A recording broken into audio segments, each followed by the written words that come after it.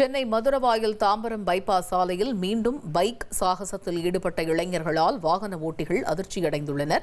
இதுகுறித்த கூடுதல் தகவலை செய்தியாளர் சுரேந்தர் வழங்கிட கேட்கலாம். சுரேந்தர், கடந்த சில நாட்களுக்கு முன்னாடி தான் இதே மதுரவாயல் தாம்பரம் பைபாஸ் சாலையில் விபத்து ஏற்பட்டது இது போன்ற செயல்களால் அப்படிங்கிறத நம்ம பார்த்தோம். இப்போ திரும்பவும் அதே போன்ற ஒரு சம்பவத்தில் ஈடுபட்டிருக்கிறாங்க இளைஞர்கள்.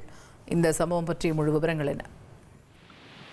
வணக்கம். இந்த காட்சிகள் என்பது மதுரவாயல் தாம்பரம் பைபாஸ் சாலையில மீண்டும் போலீசாரின் அலட்சியத்தை காட்டும் விதமாக தான் அமைந்திருக்கிறது. குறிப்பாகவே இந்த பகுதியில இந்த ஆட்டோ ரேஸ் சம்பவம் என்பது நடைபெற்று கடந்த 10 நாட்களே ஆகாத நிலையில மீண்டும் இந்த பகுதியில இந்த பைக் சாகசம் என்பது அரங்கேறி இருக்கிறது. குறிப்பாக இந்த காட்சிகள் மதுரவாயல் தாம்பரம் புறவழி சாலை, மதுரவாயல் சுங்கச்சாவடியிலிருந்து அம்பத்தூர் நோக்கி செல்லக்கூடிய சாலையில இந்த பதிவானது எடுக்கப்பட்டிருக்கிறது. இந்த காட்சிகள் தற்போது இணையத்துல வைரலாகி பெரும் பரபரப்பையும் அச்சத்தையும் ஏற்படுத்தி இருக்கிறது.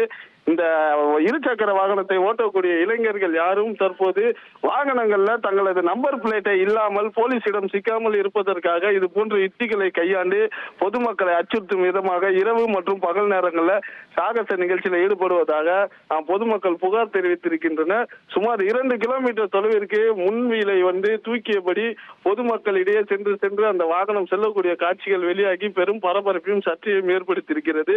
மேலும் இந்த ஆட்டோ ரேஸ் சம்பவம் தொடர்பாகவே போலீசார் எந்த ஒரு நடவடிக்கையும் எடுக்காமல் வாகனங்களை பறிமுதல் செய்யாத இருப்பதாக புகார் எழுந்து வந்த நிலையில தற்போது மீண்டும் இந்த மதுரவாயல் தாம்பரம் பைபாஸ் சாலையில வாகனங்கள்ல சாகசத்தில் ஈடுபடக்கூடிய சம்பவம் பெரும் பரபரப்பையும் சர்ச்சையையும் ஏற்படுத்தி இருக்கிறது.